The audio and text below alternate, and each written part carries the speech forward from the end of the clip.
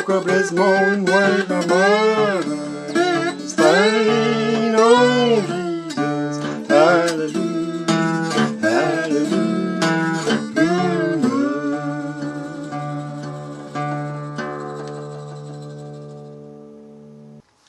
That was a little gospel tune I recorded previously, and the title is Woke Up This Morning with My Mind on Jesus, and I learned it from a Mississippi Fred McDowell recording.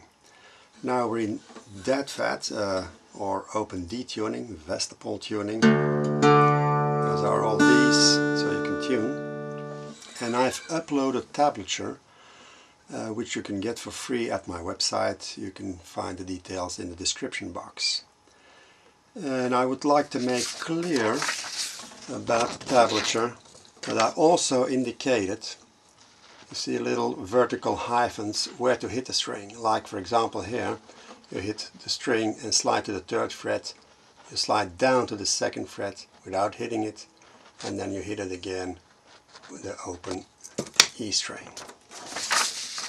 Okay, now in open D tuning, damping is also very important because your home bass is on the 2nd string. And if you play the riff on the 1st string and you wouldn't damp the sounds that that string makes, sounds pretty awful. I'll give you an example. You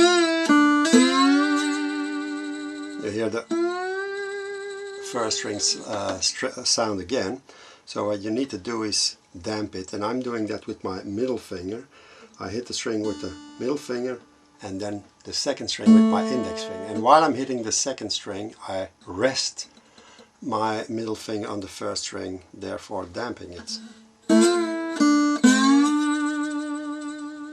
Like this. Okay, another thing to listen to this song is the accenting on the bass notes while I'm not singing. Like, woke up this morning with my mind staying on Jesus, and damping afterwards.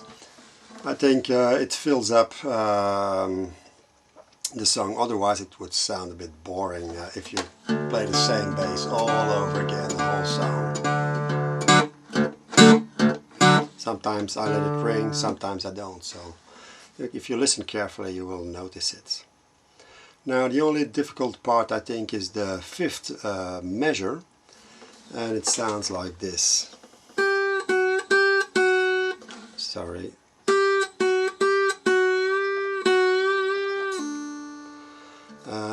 I'll sing it slowly and then you can hear it clearly. I'll sing it from the top.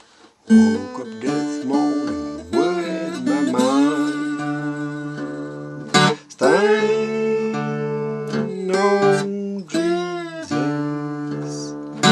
Woke up this morning with my mind staying on Jesus.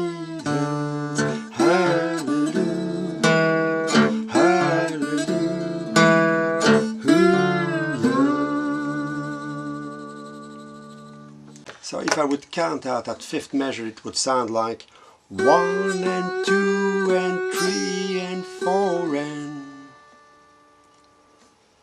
Okay, then another thing, you may have noticed that I kinda turn my slide often, and I do that especially when I'm going down.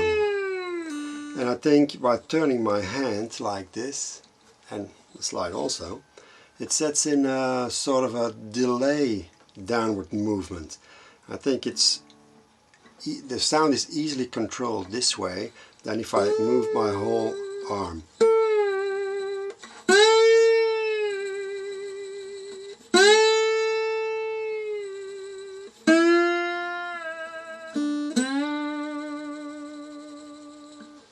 Okay, now in the 9th and the 10th bar I push the slide up so I can also play the 2nd fret of the 4th string.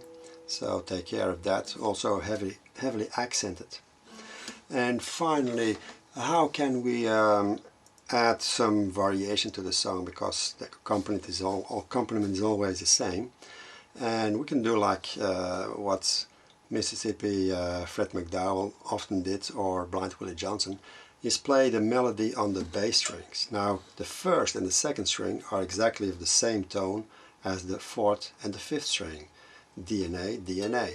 So whatever you've played on the first two strings you can play also on the fifth and the fourth string. Like the solo would sound like this.